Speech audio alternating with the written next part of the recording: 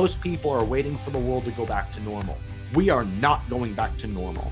We are only going forward. While most of the world is going to be looking at the change and fearing it, you're going to come out of this with more opportunities than you can imagine right now, because there are going to be opportunities that don't exist yet. And if you know that going in, you're golden. Decide who your customer is, because that's free. Decide what the products are going to be, because that's free. Go develop a prototype, because that's $50 to $250. Once you have those 4 products doing 25 sales a day, that's $1 million business.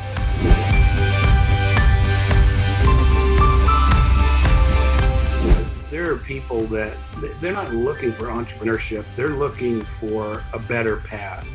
The first thing you have to do is get your mindset right that there's plenty of money. You're only an idea away from all the money you need. New businesses that are acquired, these are funded by small people all the time. 2 ways to raise money: it's either debt or equity. Equity means selling stock in the venture. Debt is money that you pay back. When you don't really have any assets, you can make the structure itself valuable.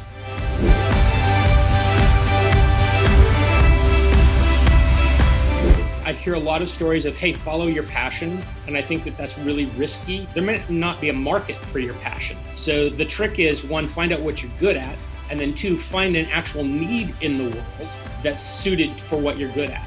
If you have this idea of overnight success and instant gratification, which are patently not true. You talk to most successful people, they'll tell you that their success was based upon a lot of consistency, a lot of repetition, and then someone recognized the value, and the value was created, and it worked for them. It doesn't happen tonight, but it starts tonight.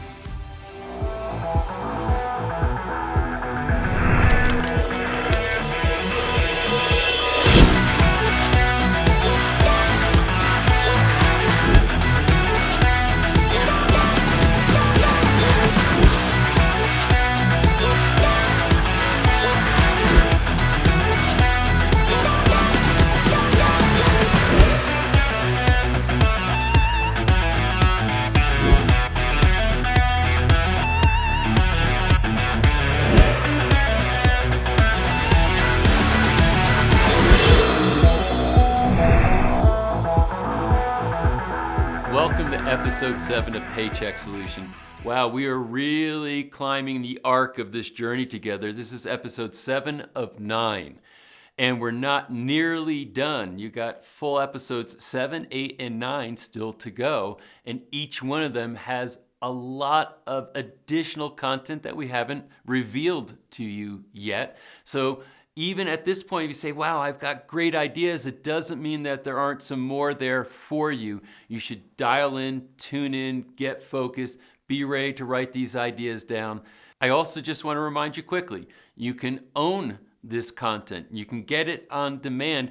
And in addition, there's some great bonuses that may be of interest to you. During this free viewing period, we have steep discounts for you. It's really affordable to anybody, and the content is something that can absolutely transform your financial future. So I encourage you to at least take a look and see what's available there.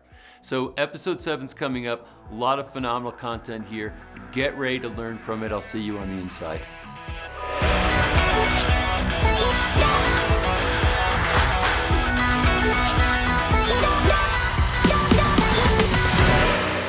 Amongst other things, Ryan Moran is the founder of capitalism.com.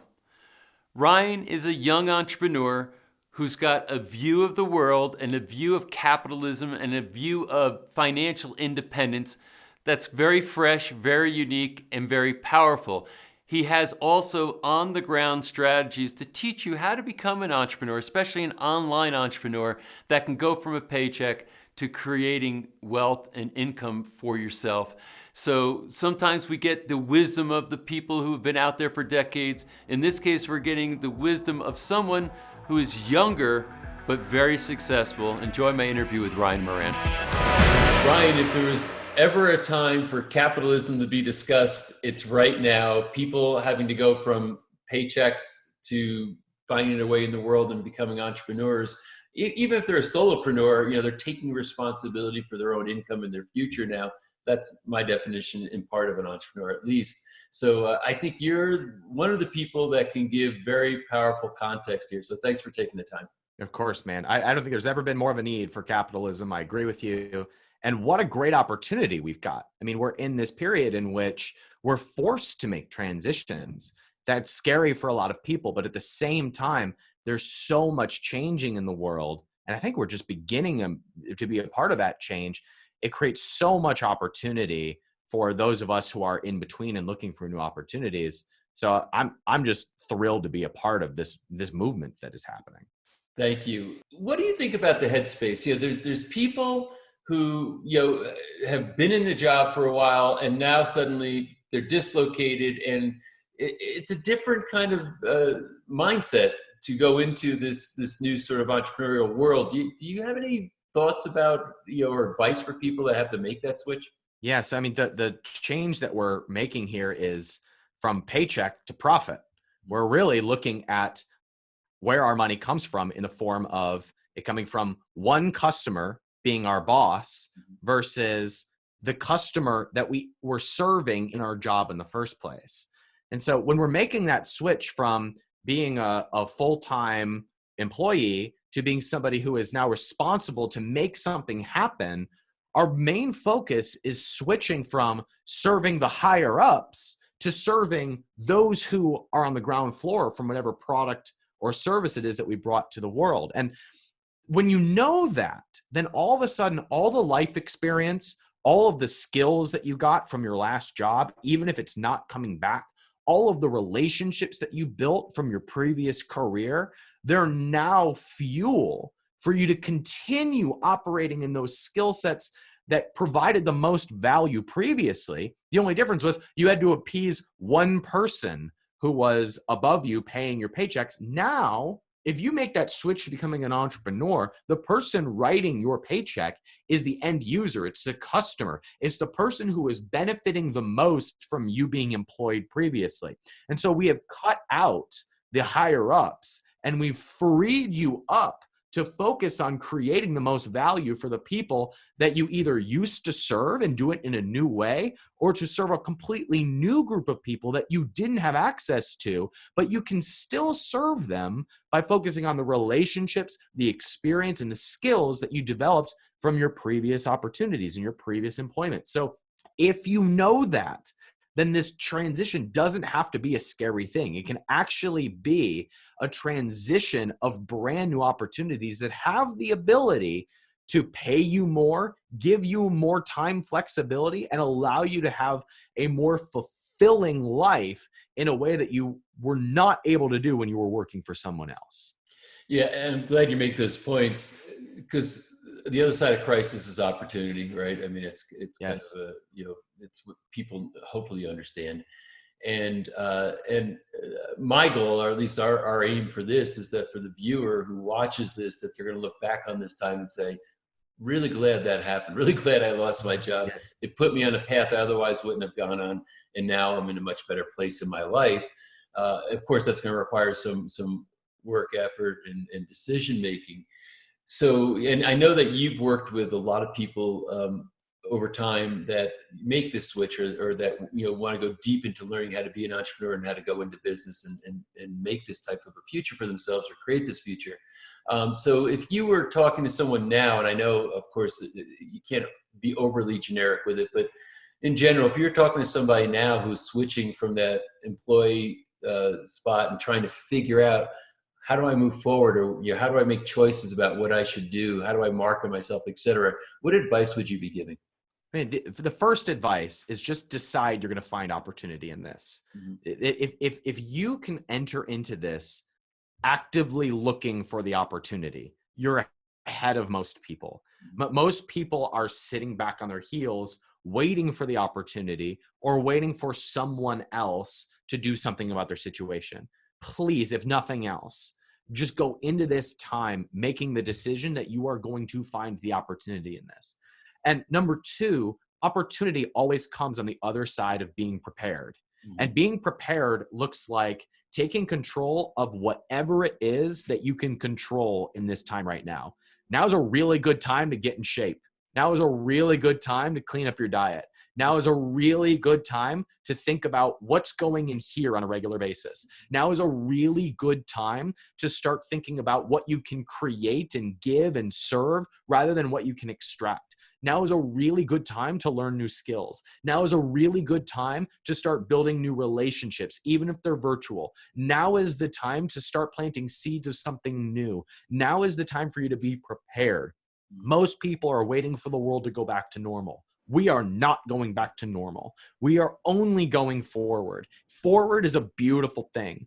Forward happens on the back of preparedness starting to blossom and be ready and be harvested. And so if you are one of the prepared ones coming out of this, whatever that looks like, you're in the position to take advantage of the change that is inevitably moving, while most of the world is going to be looking at the change and fearing it, trying to stop it, trying to slow it, trying to shut it down.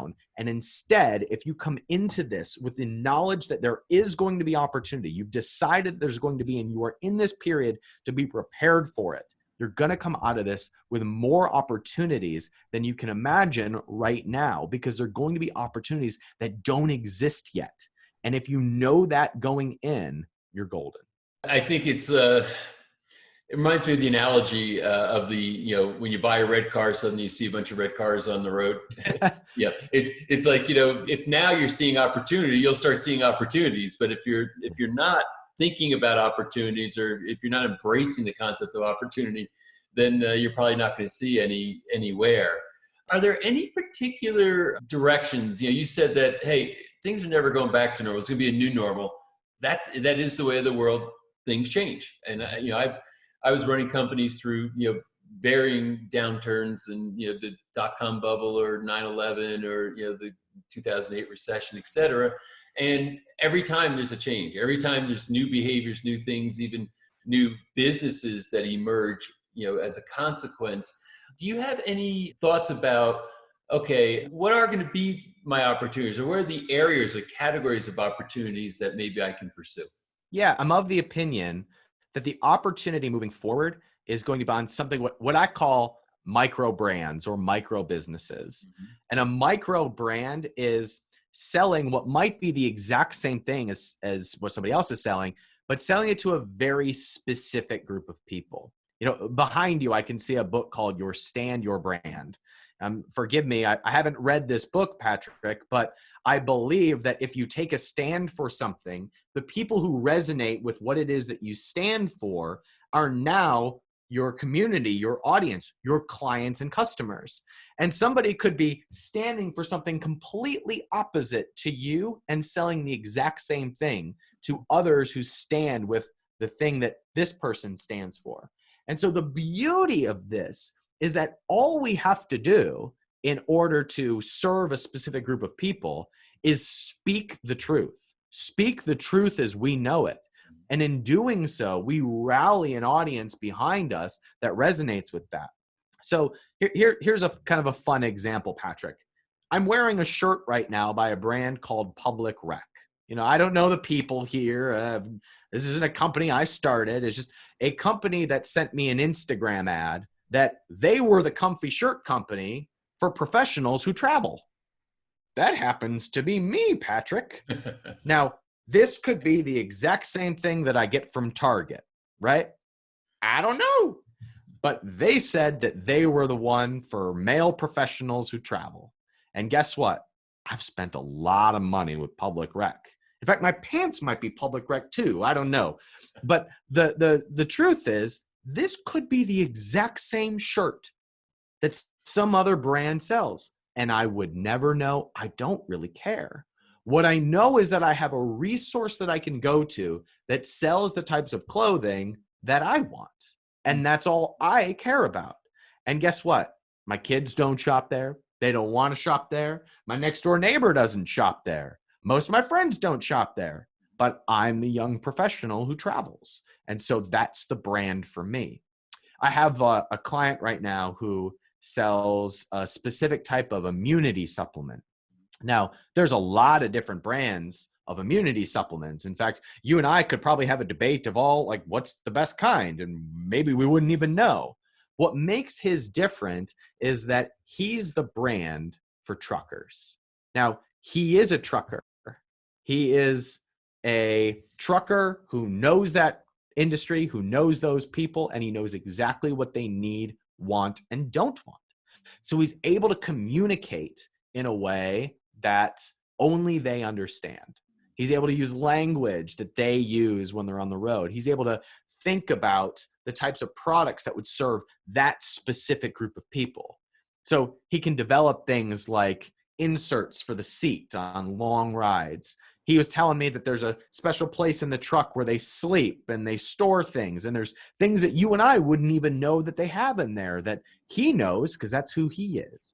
And so the brand that he develops, being a brand that serves only truckers, allows him to serve a very specific group of people, even if his product isn't much different than what everybody else is doing. And so a micro brand or a micro business has a very specific group of people that it serves, and its product is simply the way that that person expresses or solves a specific need or pain point that they have. So the best thing that you can do right now is be thinking about not what you're going to do, not how you're going to do it, not how much you're going to make, not what you need to figure out, but who it is that you serve, who it is that your customer is. And it used to be, as we discussed, it used to be your boss. I do what my boss says.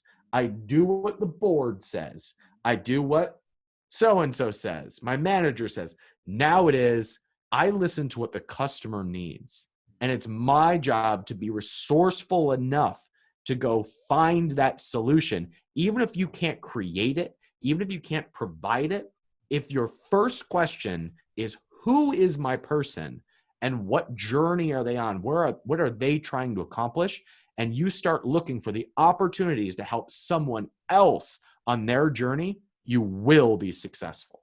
Yeah, I love that, because I think in large respect, trying to venture into a new field where you don't understand the culture, you don't understand, the needs or what have you, you got a long learning curve there as compared to saying, what do I know? What is it that I'm familiar with? Yes. If you're a trucker and you say, I got an idea for just to use the sample you gave, and I've got an idea for an immune supplement. If he went and tried to sell it to triathletes, that'd probably be a problem. but he can sell it to other truckers because he understands them, and I guess that's what they're buying first is the who before the what. Yes. And I think there's so much to learn from examples. Do you have any use cases of your students that you worked with, or other people that might even just know that weren't your students, that made the switch from kind of working for a boss to working for themselves, and kind of what their journey was? Hundreds and hundreds and hundreds of them, Patrick. Yes. Okay. And most of them started because their backs were against the wall. Mm-hmm. Most of them started because they had to figure something out. Most of them started because they couldn't see the path.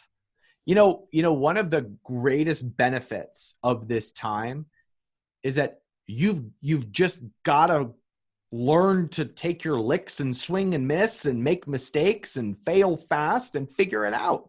It's a beautiful time of innovation. It hurts. It's stressful. No one likes to fail. No one likes to have things change on them.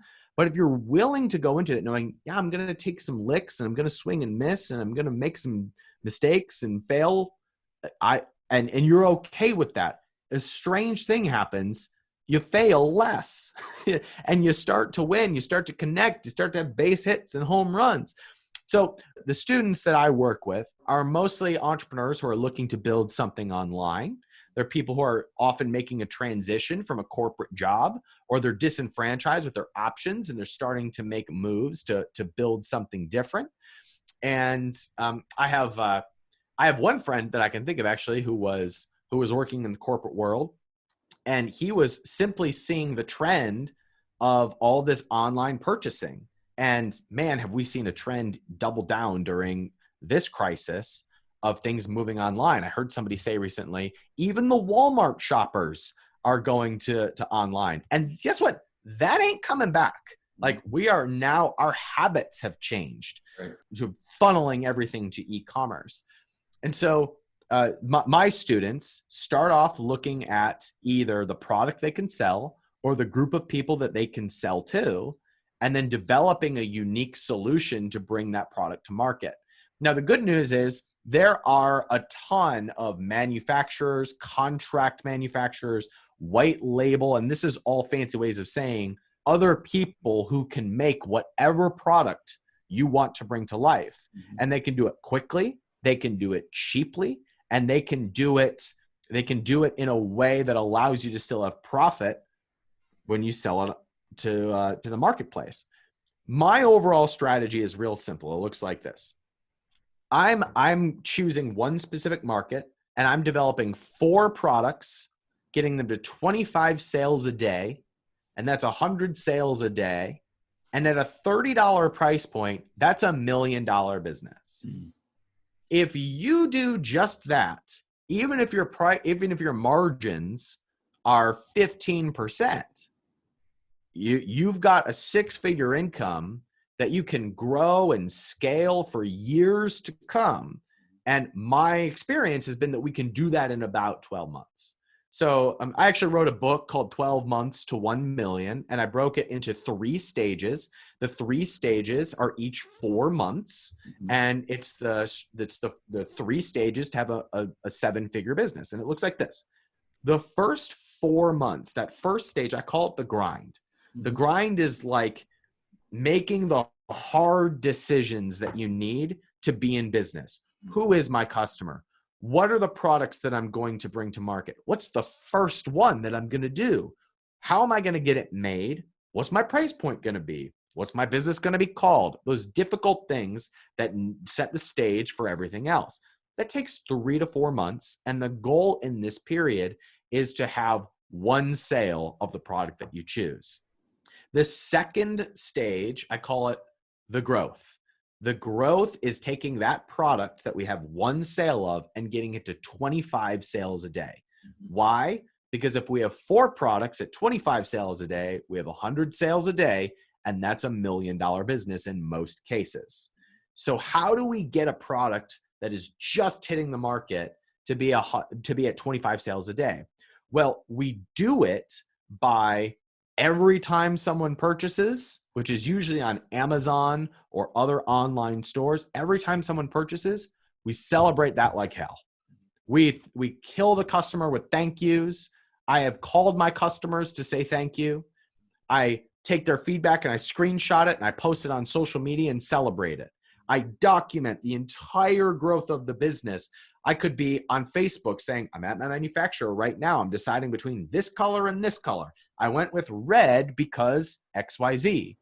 You're taking your stand in your brand. You're talking about what is meaningful and valuable to you because other people who start to resonate with that prefer your product over other people's product. And every time someone leaves a review, we're screenshotting that and posting it to social media and responding publicly. If you have a negative review, you don't try to hide it. You run to it. You respond to it.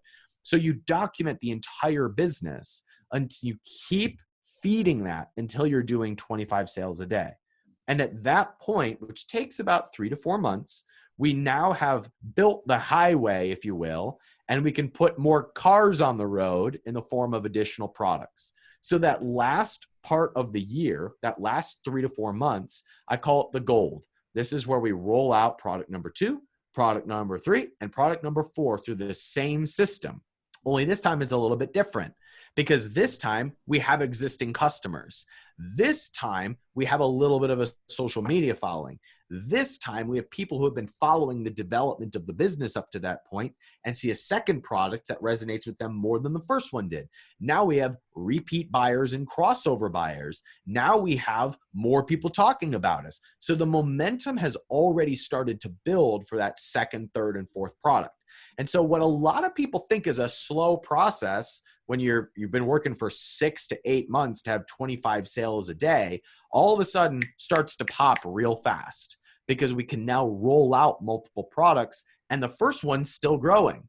And so my experience has been that sometimes you can pay some $1 million after the second or third product. I had one student who was making the transition from the corporate world to becoming an entrepreneur run through this process and start to pay some $1 million 4 months after taking his first sale. That's obviously extraordinary. In my case, it usually takes about 12 months, but I have seen people do it in which it happens much faster. So it might look slow or feel slow at the beginning when you're making those hard decisions, when you're preparing to go to market, when you are deciding who that person is and getting in front of them. But the minute that you've got 2, 3, 4 products that person prefers, all of a sudden this business is popping and we have a profitable, scalable business that is fun and meaningful to us. And it's targeted at the type of people that we want to serve because we took a stand and we served a very specific type of person. It sort of reminds me of the metaphor of, rocket uses, 80 or 90% of its fuel to get off, the pad, and then it starts to cruise. So Great I think, analogy. right, you start building momentum, and then suddenly you draft off of that moving forward. So I love that. And I love how you kind of engineered it down to, chunked it down to saying, okay, 4 products, this many sales a day to $1 million, at that price point. Right. But so now let's say, okay, I'm excited. How do I choose products, or how can we, what kind of research would I do to determine what kind of product I should look at? Yeah. The most important question that we can ask is, who is the customer? And the reason for that is because the product selection process is so much easier if we know exactly who the target customer is. So knowing that young professionals who travel is the customer versus people who work from home or moms or athletes will completely change what the product ends up being, looking like, and how we end up marketing it. So if we know who the who is first, then the what we sell them becomes very clear and easy. So if we just picked a group, I got my podcast mic sitting in front of me. So let's just say podcasters. What do podcasters buy? They obviously buy microphones. A lot of them buy video cameras. They buy editing software. Podcasters tend to work from home, so they work at stand-up desks, apparently, and they have things on their desk, and they have whiteboards, and all of a sudden, we're starting to get a personality in our brain. We're starting to get a day's routine. This person works from home. They use whiteboards. They work at a stand-up desk. They probably take their own lunch breaks on their own time. All of a sudden, this person is starting to come to mind. Different example would be, I have a 5-month-old right now. So let's say new dads, right? Patrick, I don't know if you've ever experienced having a young kid around. All of a sudden, strollers become the most interesting thing in the world. You start noticing things about strollers that you never noticed before. What is the turning ratio on that stroller? These are things you never knew as a single dude, right? You didn't care about them. But when something changes in someone's life, and they're going on a new journey, they're going on a new experience, they're entering a new phase of life, all of a sudden, the buying behavior changes. Mm-hmm. And so if we can think about what that person is buying at the beginning of their journey, a new dad buys a stroller and finds them very interesting. They're buying all kinds of new toys and new clothes and new experiences. It's this whole new place where we can spend money. Or the person who starts a new career, or the person, one of my first businesses was a yoga products business that I built and sold. And my only question was, what does somebody buy when they're starting the adventure of doing yoga? First thing they buy is a yoga mat. That was our first product. They buy yoga towels. That was our second product. Yoga blocks. That was our third product. Yoga clothes. And on and on and on. What do they buy at the beginning of their journey? What made you pick That's yoga? Why did I pick yoga? Yeah. So I had just moved to Austin, Texas. Mm-hmm. And when I was in Austin, Texas, I started seeing all these yoga studios pop up. Now I had moved from Cleveland, Ohio. Cleveland, Ohio doesn't have a lot of yoga studios. At least it didn't when I lived there in the 2000s. So in Austin, yoga studios instead of McDonald's, they're just everywhere. They're on every corner. And all of a sudden, I'm starting to see this as an emerging trend. I also was on the market and wanted to meet some girls. So this was a good opportunity to be able to do something like that.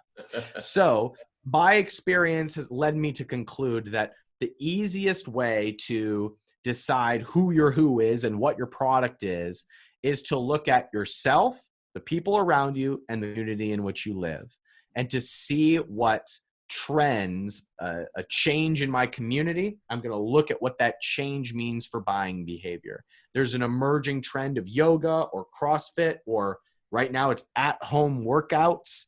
All of these are new opportunities to serve a very specific person and to give them those 4 products that they're going to consume at the beginning of a new journey. So that's how I decide what products to sell. I pick that person, I look for them at the beginning of a new journey, and then I simply ask the question, what 4 products does that person buy at the beginning of their journey? And then I look to be able to serve those products to that group of people. So, and that to me is fascinating so far as it was just, observation on your part, looking at yoga studios. Sometimes people would say, well, what are you passionate about? So I guess there's the passion entrepreneur, there's the practical, maybe, I just want to figure out a product, and I look around and start to do a little research and figure out that's the way to go. Do you see different categories of entrepreneurs in that way, or how do you see it? I more think of it in terms of goals. So what is the end result that you're trying to accomplish? So a freedom entrepreneur is to me somebody who is really just looking to make enough to set them free to go live the life that they want. And then there's more empire building entrepreneurs, which is people like me who can't do anything else except build businesses. It's just the thing. If I didn't do that, I'd be playing Monopoly, right? It's the same thing to me. But something that you said about choosing your passion, or what are you passionate about? It's always been a very hard question for me, Patrick. So answering that question assumes that I've got one passion and I've got to find it. Mm-hmm. And it's always been a really heavy thing for me to answer. Mm-hmm. But something that has been really easy for me to answer is, what am I interested in? Or what new thing am I entering into? What phase of life am I entering into? And when I can think like that, it takes the pressure off finding a passion, right? Some people would say, well, I love to travel. And then they think, well, what business do I do that is, and so they might start a travel blog, true. But the other thing I like to look at is, well, if you like to travel, there's probably a lot of other people who like to travel too. And so I have a student, her name is Hanny, and Hanny was a traveler. She was on vacation. She was on a hike in Southeast Asia, and Hanny's backpack kept falling apart. And she was like, I have this bag. I'm on a trip. The last thing I need is another bag to break. Mm-hmm. And so she went out and made a bag, this brand called Neat Pack Bags, which was specifically made for her to go on her travels, because she knew that there were other people who also traveled and probably frustrated with this as well. And so Hanny just made a couple different tweaks to the bag, just like you would see in most bags. It had very specific pockets for you to put your passport and for you to put other important things. And she made it out of certain material that would never break apart. It was more stretchy material, so you could kind of overfill it and it wouldn't burst. And she made this company called Neat Pack Bags. I liked it so much, I was her investor. I gave her $85,000 for 17.5% of the company. And a few months ago, Hanny sold that business and is now a millionaire. And then I had a nice return on my investment. And the only thing she did was look at, what is she passionate about? But there's a problem. And there's lots of other people who are also into the same thing that she is. I'm going to now develop products for that group of people, and myself included. And so she didn't have to choose her passion or find her passion. It was, well, if I like this and I want this, then there's probably other people who want this too. Even Tim Ferriss, in his best-selling book, The 4-Hour Workweek, talks about scratching his own itch and how he said that he only develops products that he himself wants, because he figures that if nothing else, he's got one customer, and it's himself. And if he's got one customer, there's probably other people who also are like him. And that was how he developed his first physical products. In fact, the 4-Hour Workweek is kind of overlooked. The how-to part of the 4-Hour Workweek was all about developing products for specific groups of people. And so Tim had it right 10 years ago in scratching your own itch, knowing that there are other people who share in your interest or your passion, and developing a solution for that group of people. Something that comes out of the story, and thanks for sharing it, was the fact that you invested in the company, right? And let's say that I got now a product in mind, but I need to raise money for the product. Is there advice you have on that? Yeah, for sure. So first thing, you can develop a prototype for a product for $50 to $250. Mm-hmm. And raising money for a business is way easier when you've got a prototype. So don't wait to have the $5 or $10 or $85,000 from an investor to start making those moves. Decide who your customer is, because that's free. Decide what the products are going to be, because that's free. Go develop a prototype, because that's $50 to $250. And then you can start going out and looking for investors. Now, the important thing when you're raising money or you're pitching an investor is to be able to see the future. And the future is, once this product works, what is the second, third, and fourth product? So if you follow what we've been talking about on this conversation, you can take that plan and take it to an investor and show that once you have those 4 products doing 25 sales a day, that's $1 million business. And in most cases, $1 million business is going to have a healthy return for an investor who puts up the first $10, $15, $25,000. And so that is how I would approach an investor. While most people are waiting to get the money to be able to do the work, I say do the work, and the money becomes really easy to get. Yeah. And do you believe in going to family and friends when you have prototypes, or do you think it's better to approach more of a pros, or like a, angel, like if you search for angel investors online or whatever, how do you normally start that process? Great question. This is my favorite process. It looks like this. I call it the success network. And it looks like this. I make a list of 10 people that I know that I would like to know more. Sometimes it's that guy at church that drives a really nice car, and I don't really know what he does, but I'm sure curious about it. Or it's my neighbor who lives in a nicer house than me. Or it is the clients that I've worked with that seems to be really interesting. I'd love to do business with that person. And I make a list of 10 people. I then write handwritten notes to each one of those 10 people, thanking them for how they have impacted my life. So it is very simply, Patrick, I just want you to know that your films and documentaries have really inspired me to think bigger, and they've helped me go after my dreams.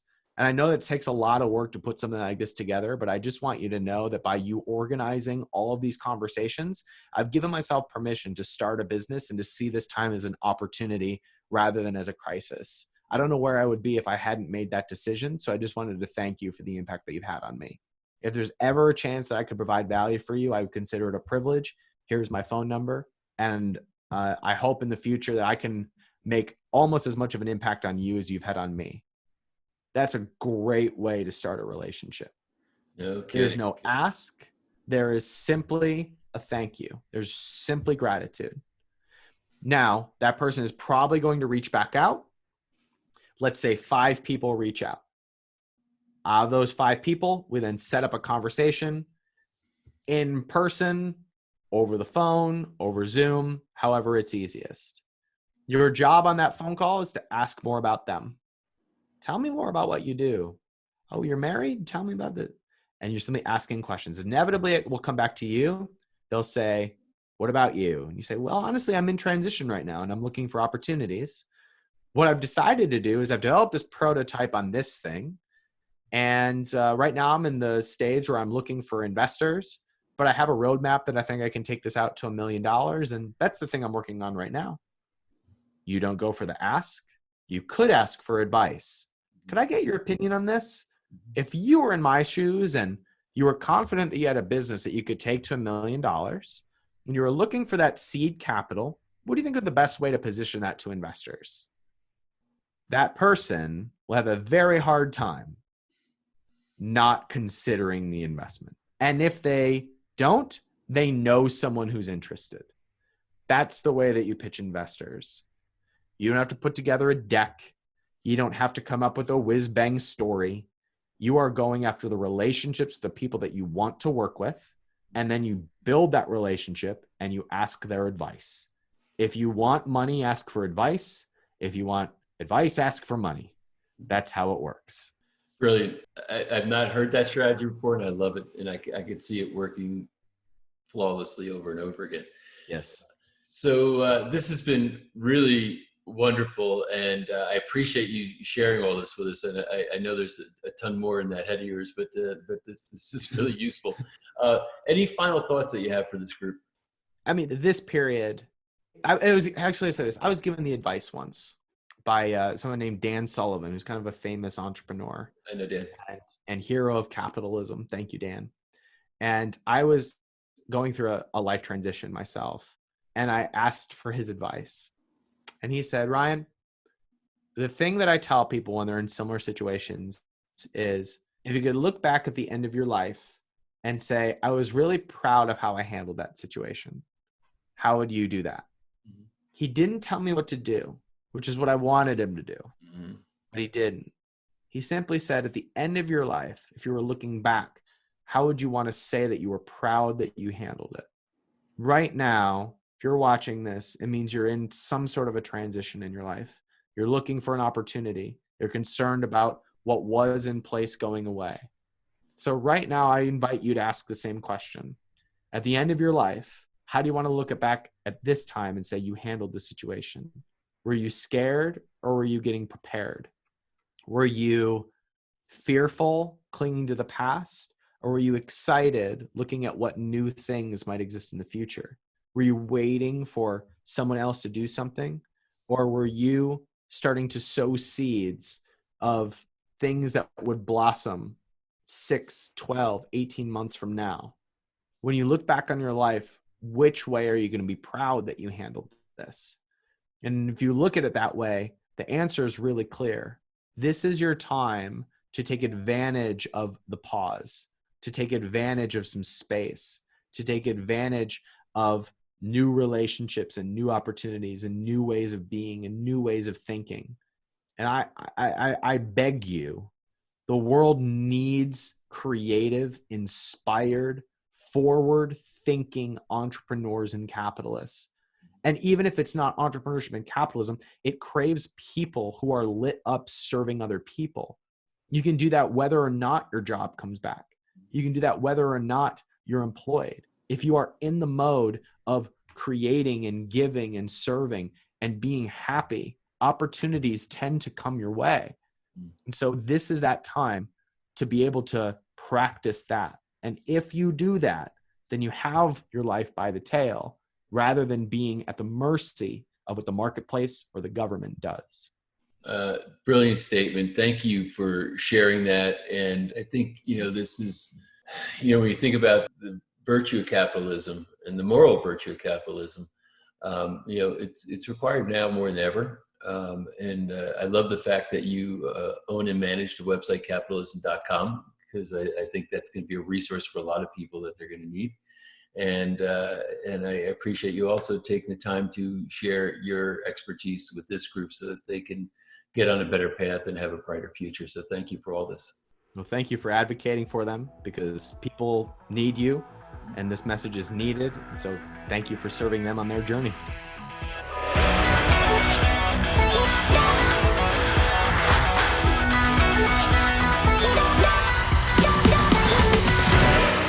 Out of this whole series, one of the most enjoyable interviews for me, and also one of the weirdest interviews for me, was sitting with my partner in Revealed Films, Jeff Hayes. But I told him, you have to sit for this interview. He usually likes to be on the other side of the camera and producing these things, just like this entire series for you. But Jeff has extraordinary wisdom as a lifelong entrepreneur, and there's an area that nobody else really spoke to that he is an expert in, and that is raising money. If you're going to set off into a new venture, you might need to raise some money to get this venture going, and Jeff has done this on all size scales, whether it's a little bit of money or a lot of money. Jeff has done it, and his insights on this are something that could and probably will be the difference for you and many other people to be able to take these ideas and these concepts and actually turn them into reality, to have the resources to be able to do that. It's something that's very important for people to understand, and nobody understands it like Jeff Hayes. So enjoy this interview. Well, Jeff, this feels a little odd. I'm actually interviewing you. So, this should be a lot of fun. Yeah, it's incredibly odd for me. I like being behind the camera, not in front of it. You certainly, but you need to be in front of the camera sometimes because you have a lot of great wisdom to share. So, you and I had this conversation around this project, seeing a great need in the world. Literally tens of millions, well over 30 million people now lost their jobs. All those jobs aren't coming back. So one of the things I think we know is that the post coronavirus pandemic world is going to look like a lot more people who are self-employed, not working for a paycheck anymore. And so we're on a quest to go out and find the best minds we can to help people light the path to go from point A to point B, from working for somebody else to being self-employed. And there's aspects of this that you have really special expertise in. So let's get your views on the circumstance and then talk about what ideas you have. Well, what we talked about for me, so I'm a serial entrepreneur. I've started lots of businesses. The difference with me and where I'm a good example, but also not a normal example. I was born to be an entrepreneur. I was selling seeds door to door when I was 8 or 9 years old. I had my first paper route when I was 11. I've always done things. My tolerance for risk is very high. And as you and I talked, there are people that they're not looking for entrepreneurship. They're looking for a better path. And so some of my entrepreneurial experience lies so far outside of most normal people's comfort zone that I don't want to impose that on them. But one area, one skill that everyone has to have is the skill of raising money. The only reason I get to be a filmmaker is because I learned how to raise money. If you can raise money, you can be anything you want. I mean, like if you and I decide, let's start a software company, we don't have to be software engineers. If you and I know how to raise money, we can start a software company. We can hire software engineers. If someone wants to be a filmmaker like me, you don't have to go to film school. I got lots of people that will work for us that have, degrees from film school, but they don't know how to raise money. That's the only reason I get to play. And so this is the most uncomfortable skill. I don't know anybody who teaches it. And if you can't hire it out, the leader never gets off the hot seat. If it's up to you to fund your idea, whether it's $1,000, $10,000, $1 million, or $10 million idea, you can't hire someone to go get you that million, that 10 million, because if they really know how to do it, they've raised that million or 10 million for themselves. So this is a peek behind the curtain into really some rare air that most people don't get exposed to. Yeah, and I think for many people, especially if you've not been an entrepreneur before, the idea of raising money is a completely foreign concept. And it might seem like it's a rarefied territory, when they hear about angel investing or private equity and those types of things. But there can be smaller raises lower to the ground to initiate, a business that can come from the so-called pass the hat to the family and friends. So for the person that is, never raised money before, maybe never even had their own business or been self-employed before, what do you think the steps are for them as far as coming up with an idea, presenting it, and raising money for it? So the first thing you have to realize, people tend to judge the world by themselves. And you and I both joked in the past where we've had assistants who put us in crummy hotels or crummy cars because they don't have much money. And it's like, okay, look, I realize that's your universe, but I actually like a nice hotel and I like a nice car when I rent a car. Don't apply your circumstances to what I'm willing to spend money on. And so there's people right now that all the money in the world is in the world. It's literally, and it is looking for a place to go. So, I remember sitting, with my head in my hands, knowing there's no option, there's no money, there's no way I can do this. But I was judging the world from my pitiful plight.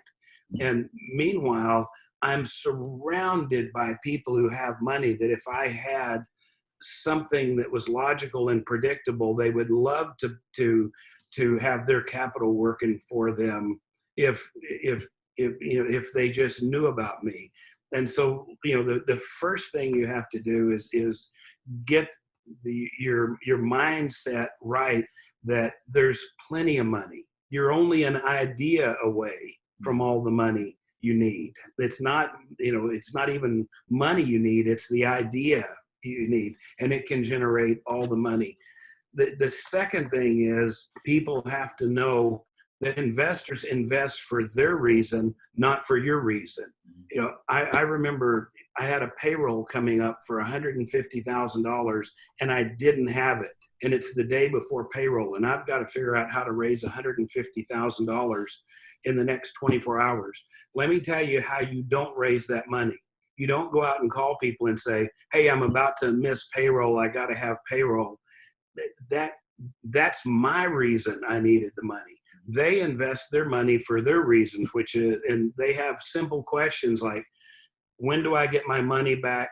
What's my return on my investment? And how do I know that this is really going to happen? These are three really basic questions, and you can dress it up. I'm going to give you some ways to answer those questions in a better way. But just know, your need or the fact that this is your dream or how important this is to you doesn't mean anything to them. It's like the kids that go on American Idol and don't have any talent and then try to get on by saying, but this is my dream.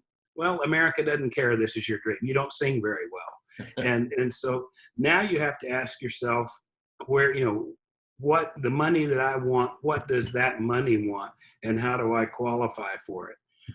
I was hiking with my fiance Dory a couple of months ago, and she had found a property that she wanted to buy, but it was a $600,000 property, and she could come up with the down payment out of her money, but it would wipe her out. She wouldn't have money so she really needed another investor. And she's explaining to me that she doesn't know any investors. She doesn't know people who will do that. And I go, well, your accountant Swin, right? And she goes, yeah, I know him, Swin. I said, well, I guarantee if you call Swin, he's going to have a client or 2 or 10 that have recently sold a property, and they're sitting there with real estate money in an account that they've got a clock ticking, that they have to deploy that capital back into real estate or they're going to pay tax on it. And somewhere in Salt Lake City, where Dory is somebody staring at the ceiling in bed worrying about, gosh, where can I find a great property? And I don't have anybody to manage it for me. Where could I find, a partner? There's somebody on the other half of your equation that is looking for exactly what you can find. And instead of you out there with your tin cup begging somebody, hey, would you consider, I really want this property? No, there's somebody looking for you if you will set yourself up to qualify to be the person that they're looking for. So all the money is in the world. That's in the world is in the world. I've raised $125 million in my career. Now, 75 million of that was a venture capital deal on one company. But 25 million of that was just grinding it out with doctors, dentists, lawyers. There's lots of capital available. I've also done a couple of $1 million in crowdfunding. But the key to all of these deals is I didn't go out with the deal that I wanted. I went out with the deal that investors wanted. And we should probably put a legal disclaimer in here. I'm not a lawyer. Before you raise any money, you need to get some legal advice of how do I do this legally. It's gotten a lot better. The rules have really relaxed, but the reality is, entrepreneurs, new businesses that are acquired, these are funded by small people all the time. This is the way every small business starts. I was riding in a friend's Rolls Royce in Orange County, and we're driving around. We pull up next to his. He has another $200,000 car that he pulled up next to in his parking lot, and he's showing me this building, this big tech company that he had. And we go inside, and his mother's there, and his mother, he treats her like a queen. The money that started that company came from a mortgage on his mother's house. And, he's in a role, those days are long forgotten, but this is really where the original money comes from. We call it friends and family. It is the scariest money to raise. It is the riskiest money to raise. If you're wrong, you can end up having no place to go for Thanksgiving. It is every time you raise money, you risk your reputation, you risk your relationships, you risk your heartstrings. I had a film one time. I put $75,000 of my own money into developing it, and we got to the end, and we realized we didn't have anything. It wasn't going to go anywhere. It wasn't worth raising more money for. It was going to be a loss. Then I had to just write it off. And I told my wife at the time how happy I was that it was just us that lost money. Because imagine if I'd have gotten my sister, to put 25,000 in it, I've gotten my friends to put, then I have this psychic weight that you don't want to carry. You saw last year, I paid off $125,000 of a dead deal from 5 years ago that I paid off personally to investors that put money in that weren't expecting it back, that weren't, that we lost on that. But the weight of that loss was so heavy on me, it was a relief to get rid of it. So I want to sound a warning bell at the beginning. I can teach you the skills to raise money, but, stuff happens. There are people, there's guys who just built gyms in time for the coronavirus to shut down gyms for 2 months. There's guys who just opened restaurants. Literally, I know a couple just took a restaurant over, sank all this money into it in time for this to shut down. There is no such thing as total safety. So before you embark on raising money, especially from friends and family, you need to make sure you're committed, that you're going to see this through all the way to the end. I have one friend that put money in a company that I have that we failed. And he still jokes, Jeff, nobody's ever worked harder to lose my money than you. And he says it jokingly, but the truth is, they better see you put blood, sweat, and tears in this, because once you take someone else's money, it's now you're not just accountable to you, you're accountable to them. And it is a powerful weight that it's the way this economy works. It's the way businesses are started, and we are the engine that drives the world's economy. We're the ones who create jobs. We're the ones who create opportunity. We're the ones who create product, and this is where it all comes from.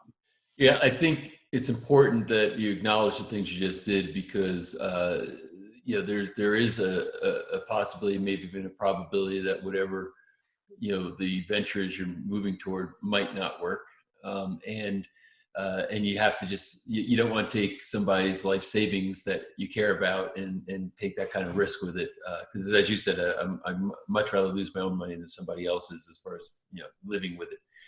And so now let's say, maybe I don't want to put the words in your mouth, but the steps in the process, I would start with saying okay, here's my business idea. This is what my former employment's gone. It's probably not coming back. I've had an idea anyway that I've been thinking about. Now I'm forced really to start thinking seriously about it. And I want to go from, the idea to actualization, and in between there, money to fund it is somewhere in there. So what are the steps as you see from starting from scratch to getting to this thing open? So I always start with structure, and how is the money structure? And I've seen novice at this, that they go out to raise money, and you say, well, what's the deal? I don't know. They don't really, haven't even figured out what the deal is. That what are you offering for the money? I don't know. I thought I'd talk to people and see what, forget about it. You got to put a structure in place. So there's two ways to raise money. It's either debt or equity. Equity means selling stock in the venture. Debt is money that you pay back. And so in riskier ventures and startups and things like that, I like to start with a structure of convertible debt. And with convertible debt, if you structure things right, you can actually add value in the structure. When you don't really have any assets, you can make the structure itself valuable. And I'll tell you a little bit about what I mean. But let's say if I was going to raise $100,000 for a new venture and wanted to go out, I would create a convertible note that let's say there's no payments or interest only payments on for the first couple of years, and this is debt. And at the end of 2 years, the investor has a choice of getting their money back, or they can convert into equity. And so now, if I'm looking at it as an investor, if there's a bankruptcy, debt takes precedence over equity. So now I've added safety, a degree of safety to the high risk capital by putting them in first position. Now, if I want to add more value with the structure, I can say, and this debt is by decree, by the company bylaws, is non-subordinatable. And so non-subordinated debt, meaning if I take on other debt, this debt still comes in first place. And so the people just have to write down some of these terms and look them up: subordinated debt versus non-subordinated debt. But if your first money, this is the riskiest money that will go into your company. And then you can set on the back end when they convert, if they can get their money back at the end of 2 years, or they can convert into equity, and they can convert into equity at whatever your latest round was. And so if the company's doing well, they get to match the bigger investors that come in later. Now this gives somebody, okay, I've got a degree of safety. I'm putting it in the form of debt. I'm getting some small interest payments along the way, and I have all the upside by being able to convert. Then if you want to add more value with structure, you can say, and for the first people in this $100,000 round, we're going to attach a warrant that this is convertible at $1 a share. Well, you're also going to give you a warrant to convert that you can just have, that you can buy anytime in the next 3 years a share for $2. And so if the company does well and it's worth $5 a share, now they have a warrant that they send in $2, boom, they get back a share worth $5, or they can be cashless warrants. Now, all of these things I'm talking about, the company doesn't have anything. It doesn't have any, it now has $100,000 once I go raise it. But with all these bells and whistles on the structure, now I'm starting to add value to the proposition in the structure itself. The other key to it is to do this, to add value to it, you have to add scarcity to it. I started the company that we raised $75 million for, Talk To Technology. Our first round on that was for $1 million. And my mentor was a guy named David Nemelka. David wrote the first check for $100,000, and he was the one who taught me how to raise money. And so I had a deal with David. He said, Jeff, on everything you start, I'll always write the first check. So I always knew I had the first 100,000 because nobody wants to be first. Then he taught me, you're always working on the second half. And what do you mean? He said, well, nobody wants to be first. So if you're raising $1 million, then you come to me and say, okay, David, will you work on the first 500,000? And I'll commit to you to introduce you to people, to find that 500,000. So now you've got your first 500,000. So now when you go out in the marketplace, we're raising $1 million. David Nemelka has already committed for 500,000 of it. So I'm working on the second half. There's 4 partners in this. So we're only allotted 125,000 each. And my other 3 partners, I know they're going to sell theirs out. So I can't let you have more than 25,000 of this because I want to get at least 5 of my friends in. So now all of a sudden I went from, I have no money and I got to figure out how to raise $1 million to where now I've got this scarce thing and I've only got 125,000 available because of the 4 partners. And so you're always working. The key to it is you have to create scarcity. You have to make it to a point where people are scared not to invest instead of being scared to invest. And you do that with scarcity and momentum. So we went out with that and started working. And David didn't commit to 500,000. He put 100,000 in. We worked our butts off for a month and only raised $600,000. We were out of gas. We had a zillion people sitting on the fence. Lots of people, yeah, it sounds good. Let me know. It completely ran out of steam. I called David and said, David, we were at 600,000. We're not going to hit $1 million. We're out of gas. David said, let everybody that's sitting on the fence that we're closing. It was at $1 a share. So we're closing this round at 5 o'clock this week, 5 o'clock Friday. And on Monday, we're going to start a second round at $2 a share. And we'll start a whole new round at $2 a share.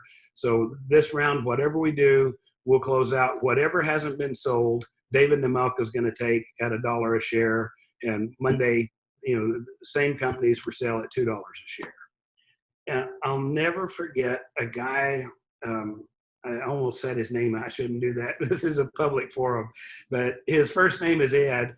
Ed came running in the door of our office at 5:30 on Friday, 30 minutes after the deadline, with his check for $100,000. Did I miss it? Can I still get this in? I'm sorry, I was stuck in traffic. It went from a guy who was scared to put money in to where a guy was literally racing in traffic, trying to get there to make it in the deadline, to get the money in time. We ended up raising that. We were stuck at 600,000. We ended up closing that round at $1.4 million. And it was all because of structure. And literally in those 4 days, from Tuesday through that Friday at 5:30, we raised more money than we had in the previous month.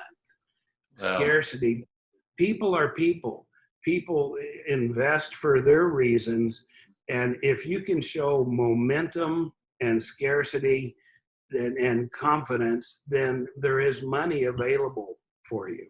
So there's obviously different levels of what somebody might need. And I guess I would start with saying we might have some people that they're just looking to maybe start a small little Etsy business, Amazon business, whatever. They need some supplies. They need maybe some technology and some other things to get it going. And, so their whole thing is maybe, 3 or 4 friends, family members can probably fund them for $15,000 to stake them to go do this thing. And all the way up to saying, hey, if you really got a good idea and you got some experience, maybe you're someone who's already, you were successful in an executive role in a certain sector of business, and now you're moving out of that, but you're ready now to say, hey, I can form my own business now. And that might require maybe in the hundreds of thousands of dollars of a raise or more, which would have probably a lot more structure under it as you're describing. So depending on the scale, and tell me if it matters, the scale, but what is the right, or what are some of the right considerations for an offer, an offer? So let's say, just as maybe to give you a little more clarity on it, hey, we're friends, we know each other for some years, et cetera. And I come to you and say, Jeff, I'm raising 150,000. Here's what I'm going to be doing. I'm looking for 3 people to come in at $50,000. And let's start with it as a debt thing. We won't get into the convertibility of it and all those things yet. But I come in, I say, okay, I need $50,000, but here's how I'm going to pay you back. And let's say I'm going to do a 3-year or 4-year payback with some interest. What do you think the right thing is for me to offer you in exchange for lending me this money? So a couple of things, even in just describing it. So one of the things that I want to make sure these principles are floating through their mind as they're going about this. Money flows to predictability. Mm-hmm. Madoff of the Ponzi scheme guy. The reason he gathered so much money is his fund paid a very predictable 10% year after year after year after year. He didn't have trouble raising money. Money flowed to him because, and it's a shame, but the principle works even if you're doing it for nefarious reasons. Mm-hmm. And money flows to predictability. If I had a property that I wanted to buy and I knew that I had somebody to buy it for me for twice what I was going to pay for it within 30 days. And I came to you and I shared the information with you and you 100% believed, I see this. This is predictable. Then even if you don't have any money, you will go find money to participate in it. So the conversation is never, I need 50,000. You have to get this deal worked out in your brain where I have 50,000 available that I can still get you in on. It's a little uncomfortable, but it's a mind shift from, hey, I need to borrow 50,000. As soon as somebody tells me they need to borrow money, I'm without meaning to. They can be somebody, it's the cringy phone call you get from a business friend that finally at the end of the phone call, hey, listen, the reason I called and you kind of grit your teeth as you sit through that part. You want to avoid that part altogether. The positioning of it is, you are going to love this. I don't have as much of it available as you're going to want, but I got you in on it. And again, that's instead of being cringy for the person hearing it, it's cringy for me to say that. You've got to make the deal so good and so rich for the investor that becomes something you want to share. So to go directly to your question, that means, the rules of, well, banks are loaning money to businesses for 6%. If you can get a bank loan at 6%, go get a bank loan at 6%. And if your bank says no, then you have something called a non-bankable deal. And that means you have to stack benefits on it. That means you pay higher interest. You have to, and this is where you figure out, what is it that the investor wants? There's a lot of investors right now that what they want is income.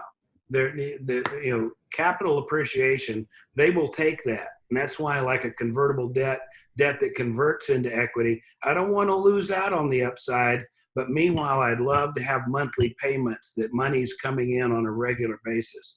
Other people may not want income. They may have tax reasons that they're not looking for income. They may, you may need to structure something for them that has a tax benefit.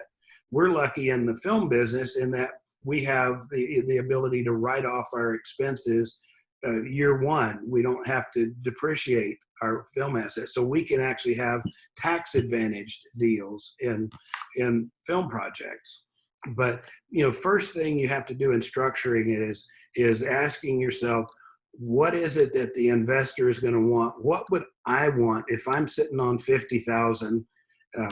I love one of our real estate investors. The first thing he did is call his dad. And, Dad, have you got any capital laying around that isn't making you 10%? And yeah, I do. Okay, would you want to do some secured by real estate investing that guarantees you 10% return? Now, all of a sudden that's attractive. Where, somebody's got $50,000 sitting in a savings account making 1%. I mean, or less, on their money, and suddenly that money can be earning 10% and it's secured by real estate. It took him, he was able to sell out a fund like that because you have safety, security secured by real estate and a good return. If you can't secure it, then you're going to pay more. I've structured deals where we have a small interest payment, but then they have a carried interest in the business where they get an override off of that business until that loan is paid back.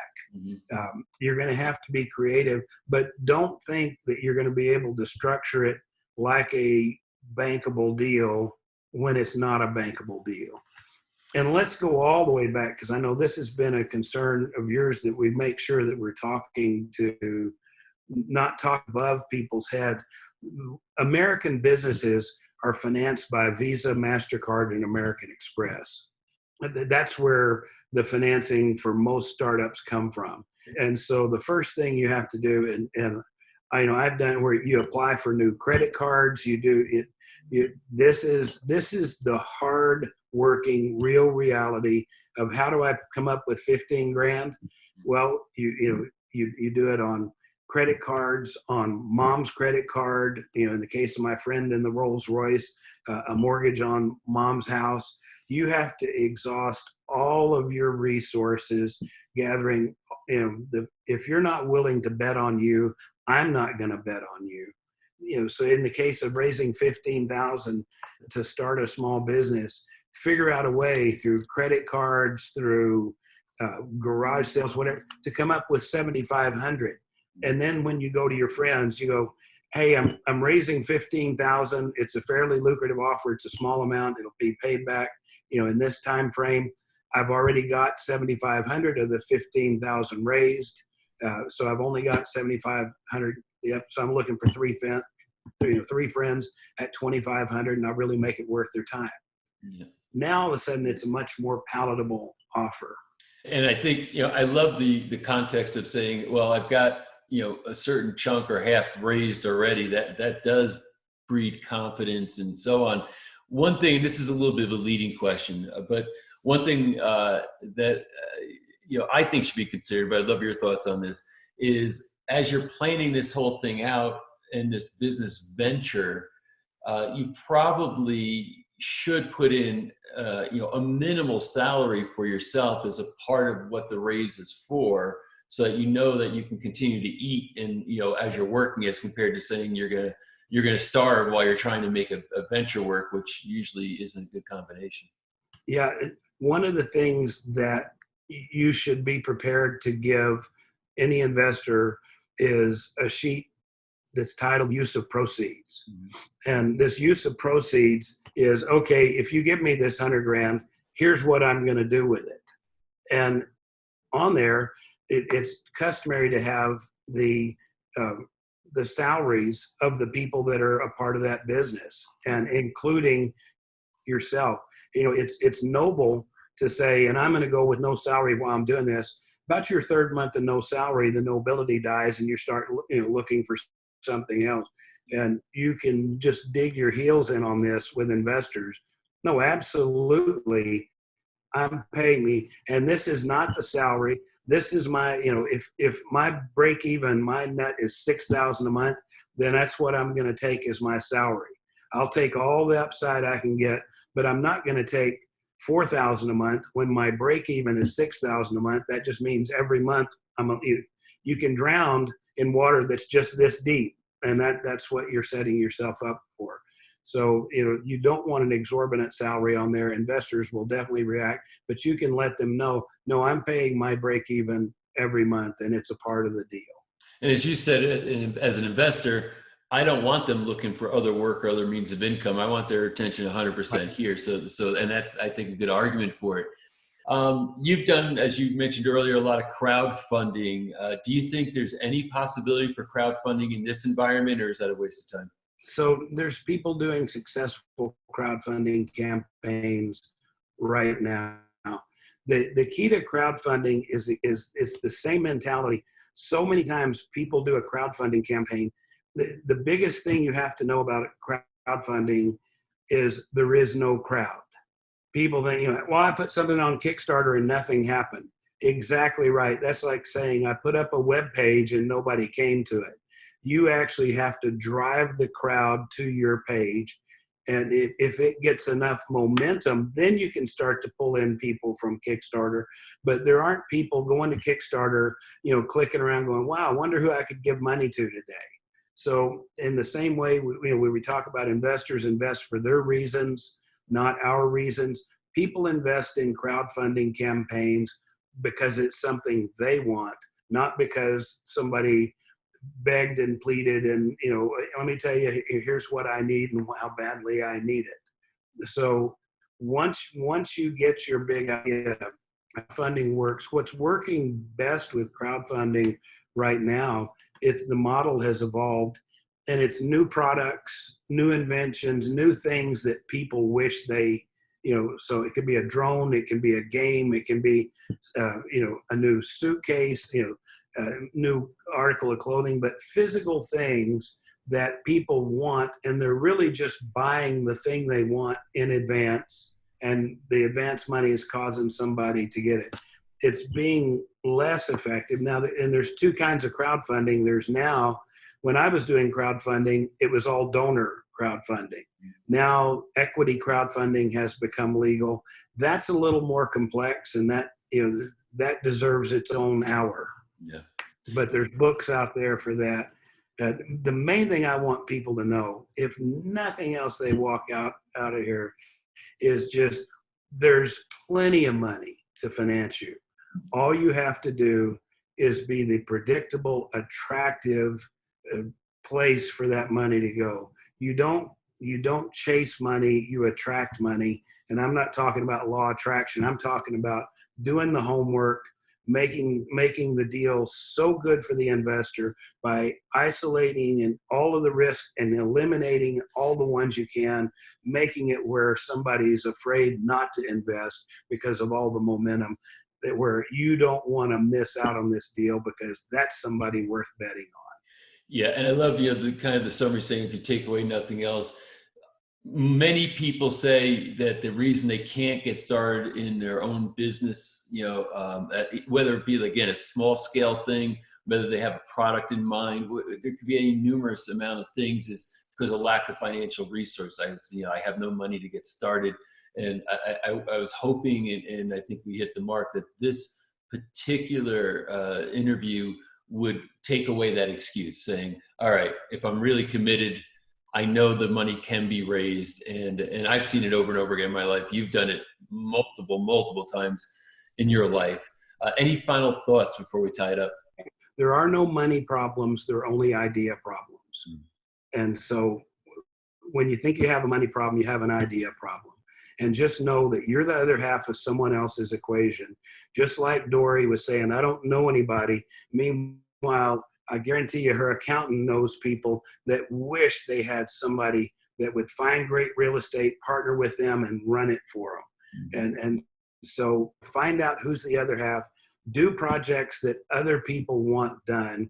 Grow under their energy, not just under your own energy. Well, I think that's extraordinary advice. A lot of hope in it for you to be able to go out and not only execute on your idea, but have the financial resources to do so. So Jeff, again, a little strange interviewing you, but I'm really glad we did this. Let's don't do it again. For all you watching, thanks for tuning in.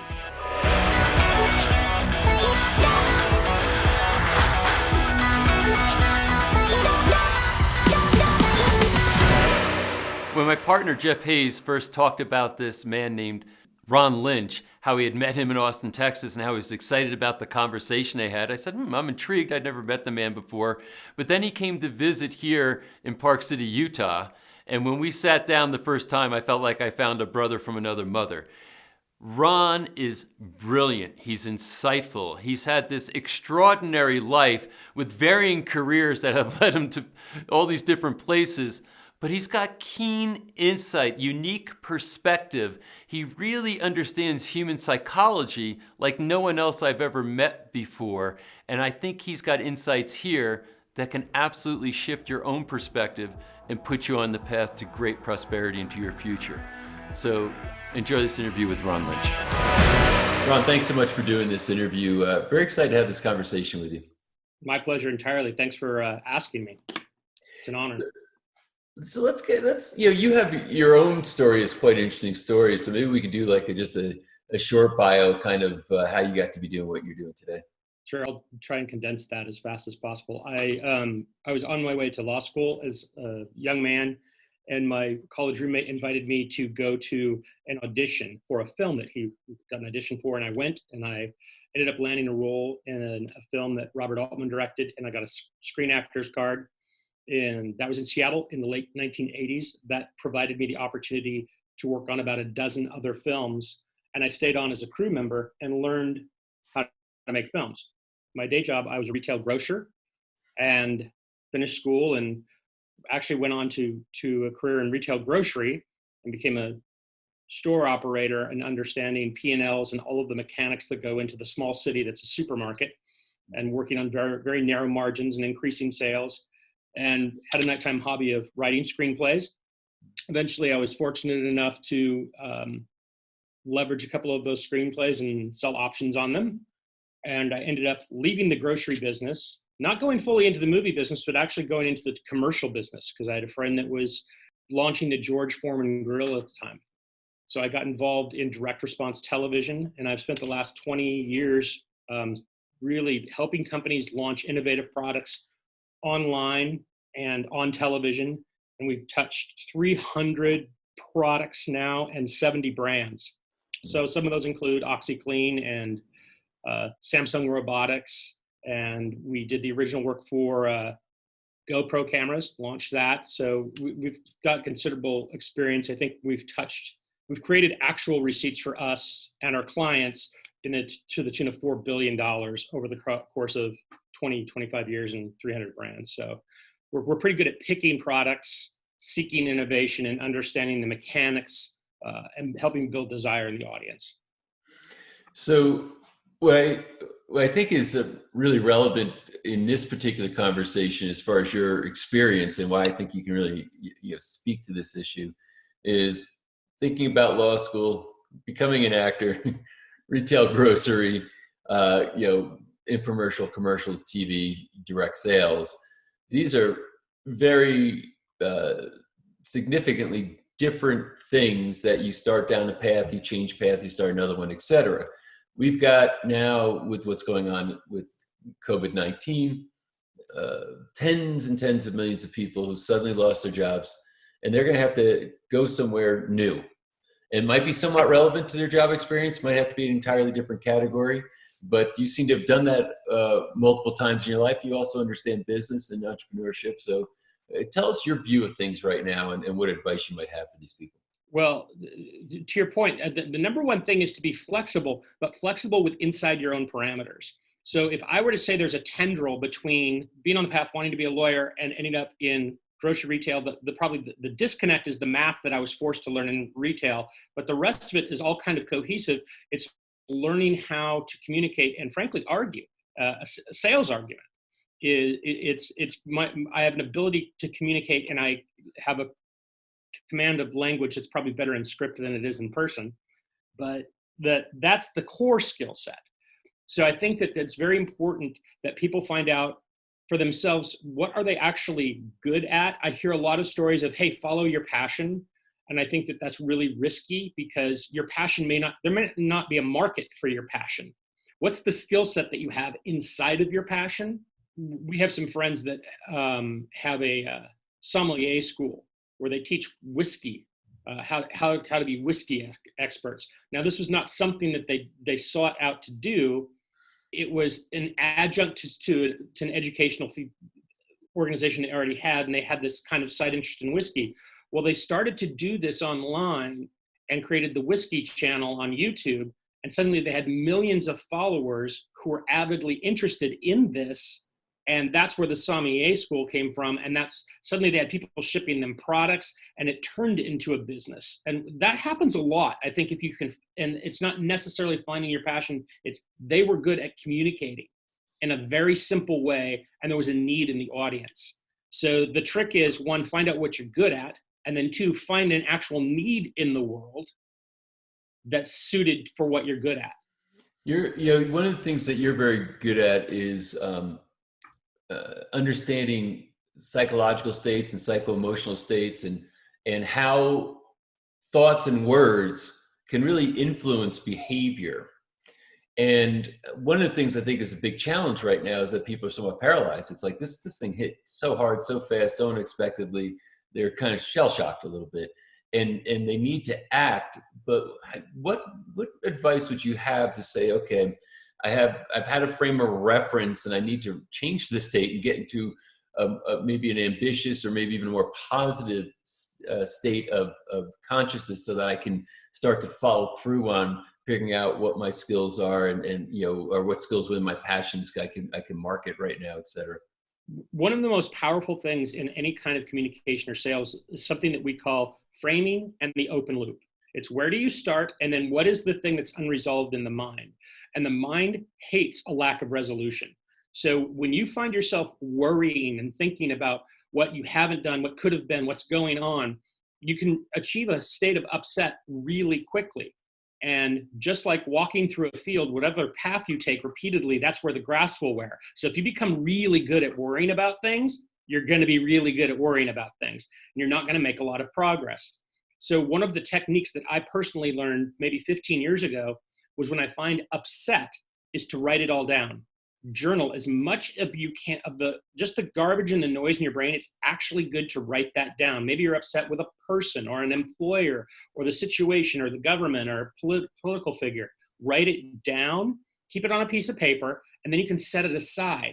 So you don't have to intrigue yourself with those same repetitive thoughts. You can go, hey, that's on that piece of paper if I want to think about that in the future. So now I have the mind space open up. I kind of have a blank chalkboard to start to go, okay, how much of my future is informed by my past?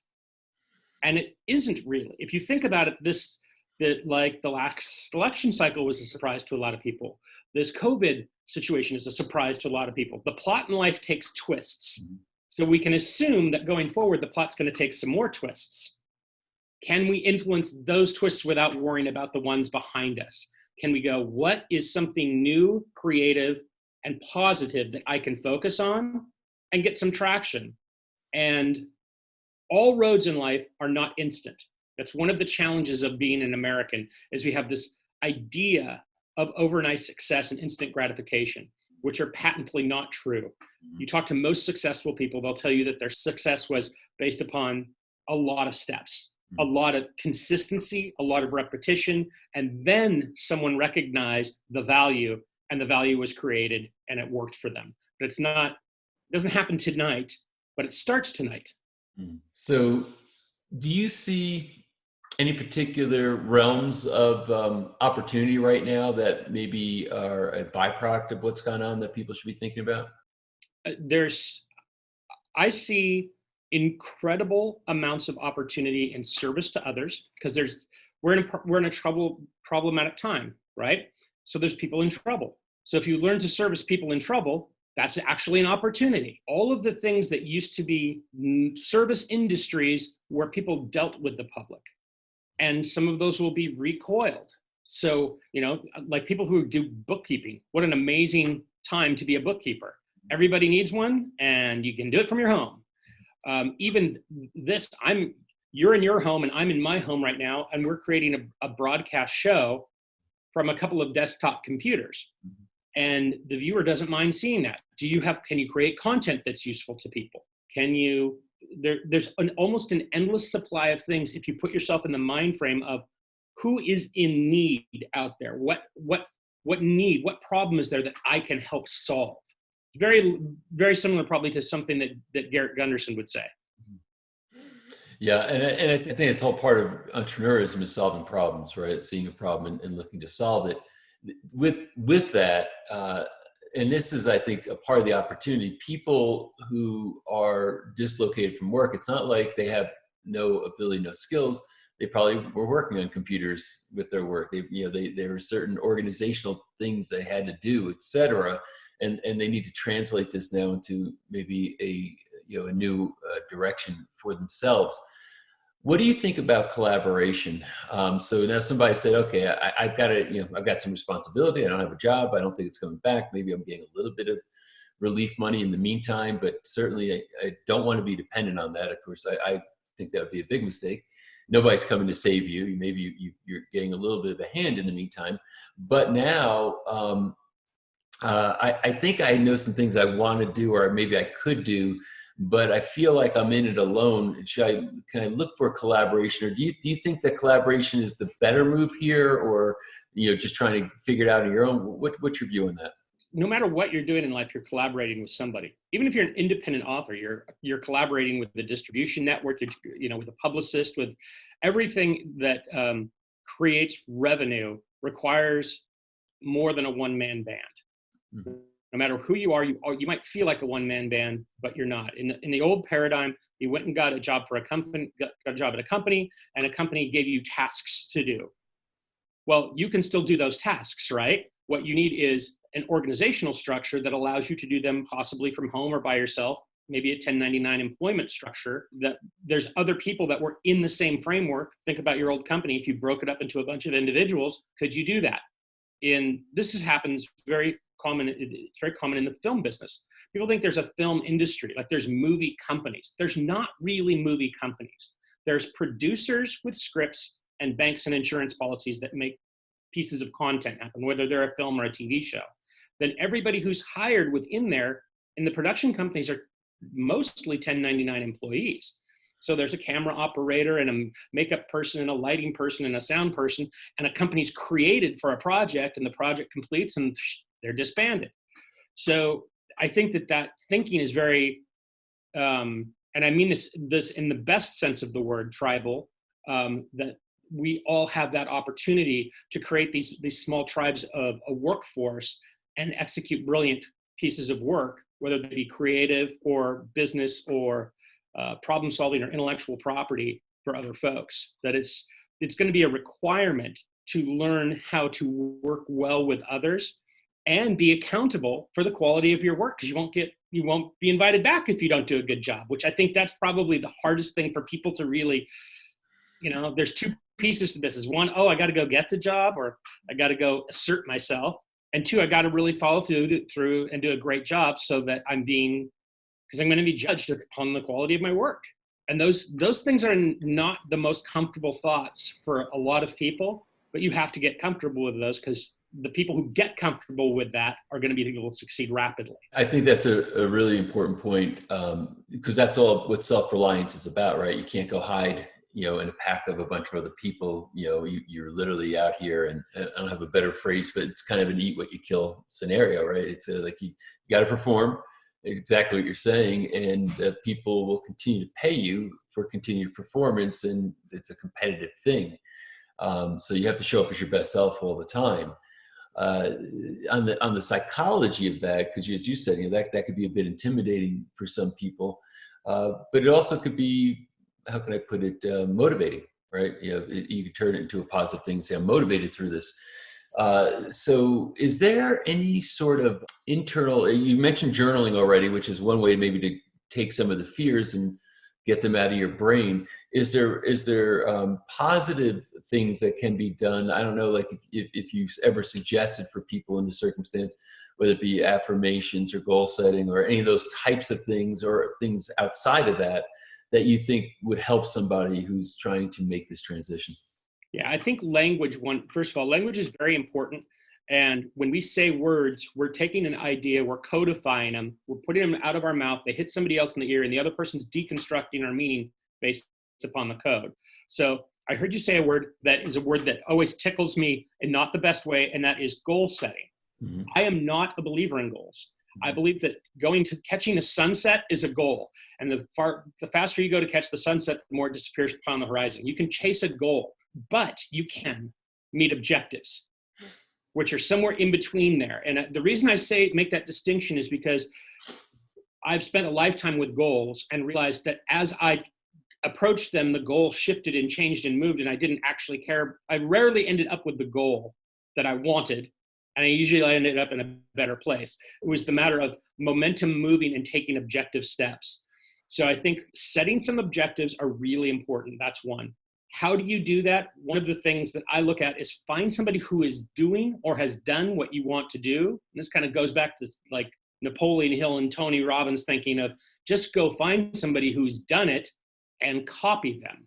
Mm-hmm. Do your own version of it. And that is one of the most underutilized things on the planet that people, that is the answer to overwhelm.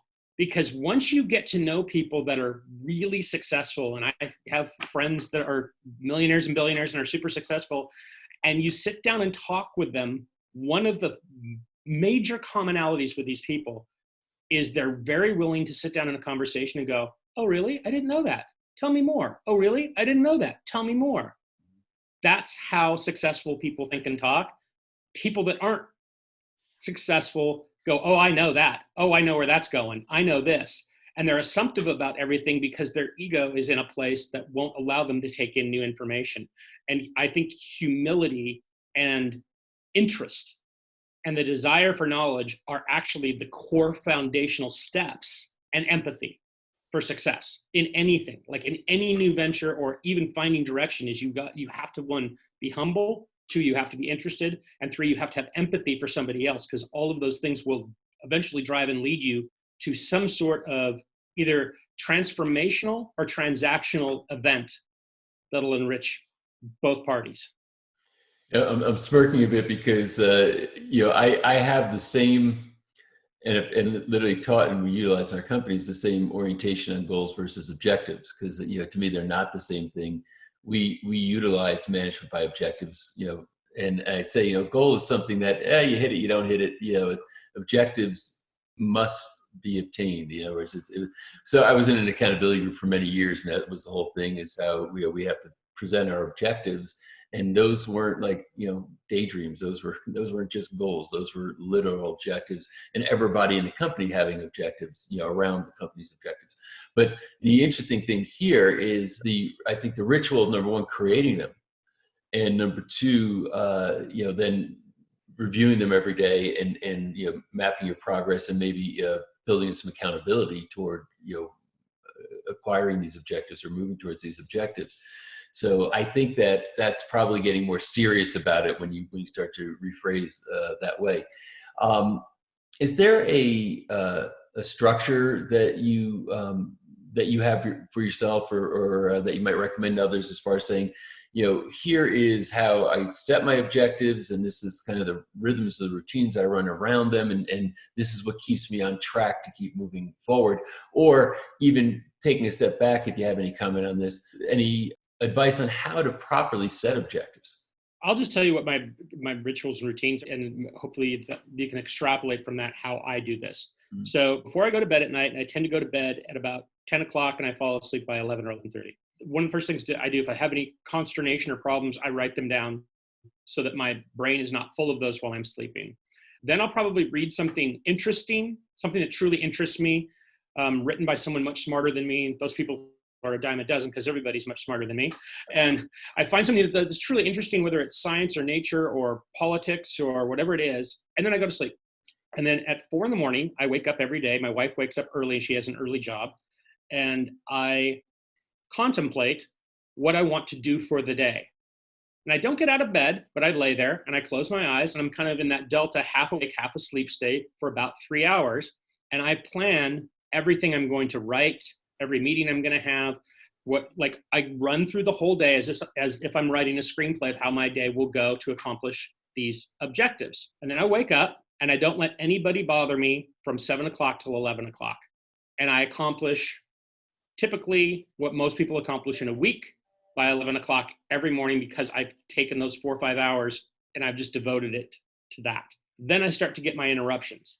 And my interruptions are the things that are stopping me from getting to where I want to be, or the people around me, and those become the objectives. Mm-hmm.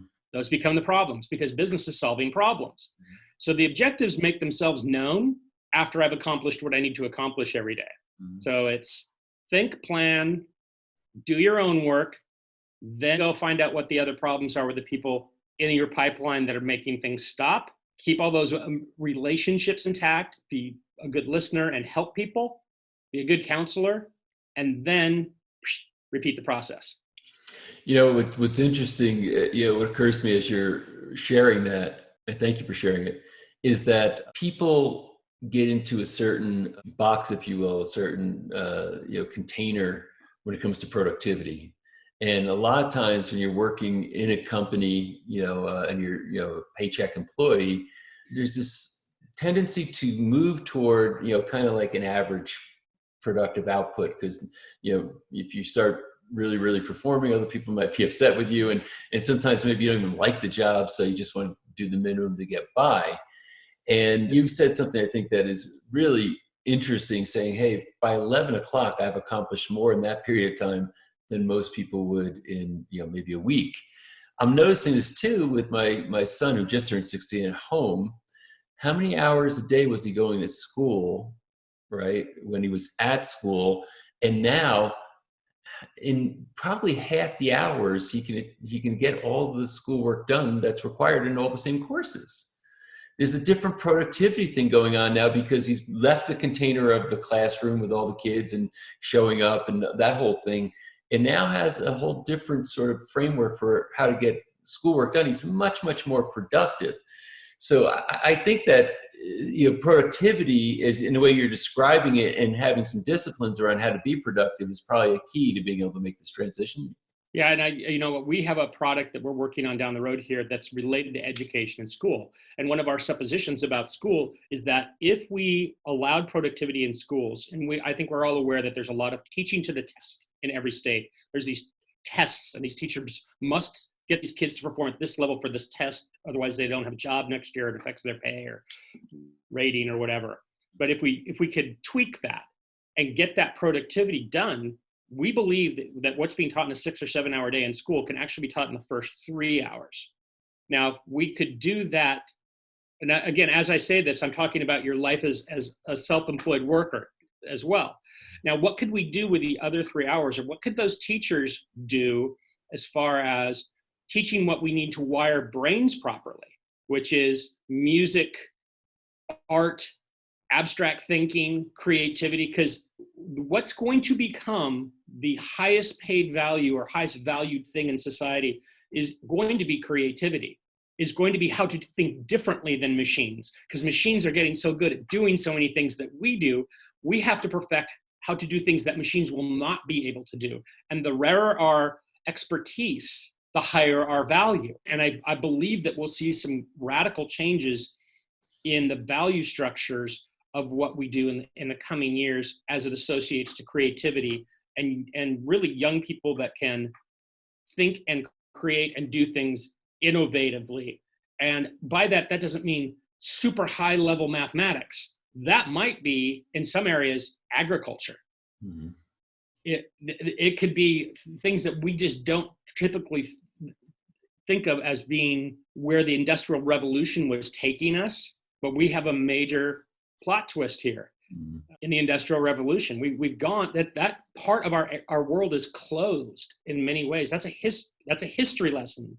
Right. And now we're going into tech revolution and even pushing beyond that to what will we call this thing that's beyond the tech revolution? And I think it'll be a revolution of humanity and finding the value in us. And this is where, agree wholeheartedly, this is where the concept of creativity really matters. And creativity within one's own experience, like you said, it can be applied in so many different ways, where everybody becomes an artist, and they're an artist that does certain things. They're just creative in the way that they approach things.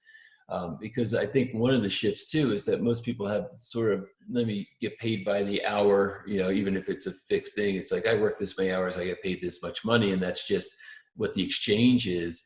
And one of the hard shifts to make is saying, wait a minute, I could work actually a lot less. Like I could do 3 hours of study for school a day and still get done what normally would have taken 8 hours. So now in 3 hours, You get paid for the same amount of productivity that you used to for 8 because you got creative and you've got a new way of doing things and a better way of doing things. And your value is still there, even if the hours are not as much. It's not, the value isn't your penance paying, how many hours you paid. The value is, what are you creating? What value are you creating?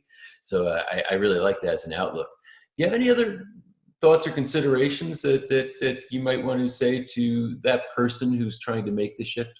Yeah, I think that one of the things that is very difficult, because our parents and our grandparents were programmed with this after World War II, was, we've all heard of the me generation. And we all were, as human beings, particularly in the West, we're trying to optimize our own lives and get what we could get for ourselves. And we've really looked at the world as far as what's in it for me. And the what's in it for me mindset led to a whole bunch of people kind of at the social top of the social pyramid that I think in many ways will now be reviled. I think that you're seeing all of these, what we consider A-lister and B-lister people from a fame perspective, being not so great. Like, oh, maybe I don't want to be quite like that person, now that I see that at their core, it was kind of like, what's in it for me? And the people that will respect are the ones that come through this, that are the what's in it for you people. What's in it for the rest of the culture, for the society? How can I create actual value instead of extract actual value? Mm-hmm. And it's value creation that will become useful. And the faster you can get to that mindset, the better off you'll be. So the tools that we have in what we do, and we're still, I probably own 7 or 8 different products and involved in companies at an ownership level. And I generally take myself off the organizational chart because I'm kind of a creator and I can go in and do things on a daily basis. But I have 4 key things that I look for. One is, are we providing an innovation to the world? Mm-hmm. Are we giving something new that's useful? Is it something, it's not just, hey, is it a widget that we can sell? It's, does it actually change somebody's life? And can they adopt a value from it? So they can say, hey, this made me, my interaction with this system, product, whatever it is, this made my life better and actually made me a better person. Those things propagate themselves because people want to talk about them. So that type of innovation, I'm not talking about a food shopper at this point, right?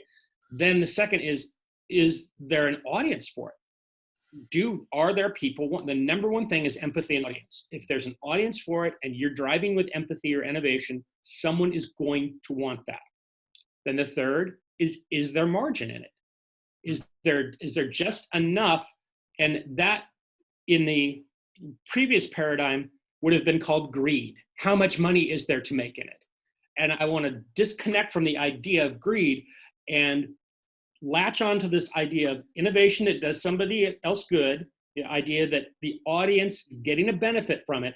The purpose of the profit is to propagate the system. That we need to have margin, and it does need to be profitable because that's what sustains the ecosystem of whatever you're creating. Then the fourth piece is the piece that you bring to it, no matter who you are, as the person that's involved as that 1099 employee or independent person or thinker or creator, is story. Can I communicate this? Can I tell the story? That's why I say I've been very fortunate in business, because that's the one thing that I've got, is the ability to tell this story that reveals to the end user that it's actually in their best interest to align with me. So those are the 4 things I think anybody should really deeply look at. I love that. And I think it's a great structure to be able to say, okay, let me answer these 4 questions. And the story part's important, especially because if you're selling yourself, you're selling your service, you're selling what it is you want to do, you got to be able to tell your story to get people who want to invest in you, correct? So I think these things come together, and I love that it finishes with being able to tell the story. So this is really. I just want to interrupt myself for one piece of that. Is the story that I want you to tell them is their story, not your story. Because everybody will stop and pass by a painting. People walk by paintings, but nobody passes by a mirror without looking. We cannot not look at a mirror. We must look at ourselves. So if you learn to tell your story from their perspective so that it becomes their story, they'll stop and engage with you. And I think that's the most critical difference between how things used to be and how things are now, is if you can empathetically tell somebody their story. Like Sears used to sell baby pictures and Macy's and all those stores. That's how they would get moms to come to JCPenney. They had this amazing store, but they wanted a lifetime customer when they had a family. So what'd they do? They got in the baby picture business. There's nothing easier to sell a mom than pictures of her own baby. And think about when you get into the business world of how can I sell them baby pictures? I think this is a great distinction. So let's translate it if we can for a minute. So I am someone who was approaching you, and I want to, whatever it is I'm going to do, provide this particular service for you. Maybe I'm going to help you build your website. Maybe I'm going to help build some pages you want. Maybe, whatever my skill might be that I'm trying to bring to you as a contractor and a self-employed person. So when I come to you, then I should know who you are, what your values are, what it is that you're trying to do in the world. And if I can tell your story, then you want to buy my services. Do I have that right? Yeah, absolutely. If you're driving down the street and somebody honks at you, you might be inclined to not like that person. You might even be inclined to give them a gesture. But if that person drives up next to you and rolls down their window and says, hey, excuse me, your back tire's low. Those two people may have been trying to communicate the exact same thing. One comes across as offensive and you have no idea why. You're just offended by it because I don't like being honked at. Mm-hmm. And the other is, hey, you got your tire's low. Those are two ways to tell the exact same story and have a much higher likelihood of engagement. Now I can say your tire's low and now suddenly I'm a friend. They're like, oh my gosh, thank you. Right? And it's that simple, is how do you approach people to let them know you have their best interest at heart? Yeah, I love it.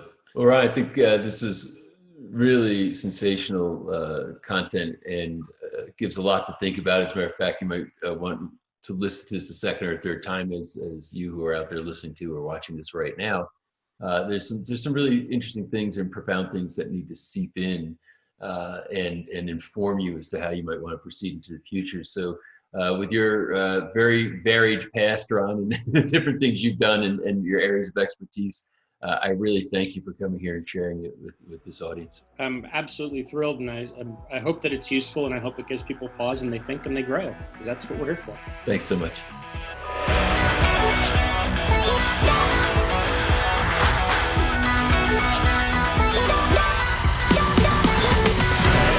Congratulations. You now have completed episode 7. Wow, you're doing so well being here through this entire journey. But we're not done yet. We have episodes 8 and 9 still to go. Your best idea still might be coming in those episodes, so keep going. Also, quick reminder, you can own this content. We have special bonuses. It's steeply discounted during the free viewing period. Just go ahead and check that out. See if there's something there that's right for you. We'd love for you to own this and also to get the bonuses. I will see you in episode 8. You want to do e-commerce, right? You want to sell physical products. And you don't necessarily have to know what that product is. You just have to know that that's the path you want to go down. You can do that through Amazon, Shopify. Or would you rather do affiliate marketing? Affiliate marketing is a more simplistic approach to getting online and starting to generate income because it does not require you to have a product. So you can focus on just the marketing side instead of the whole business side of things.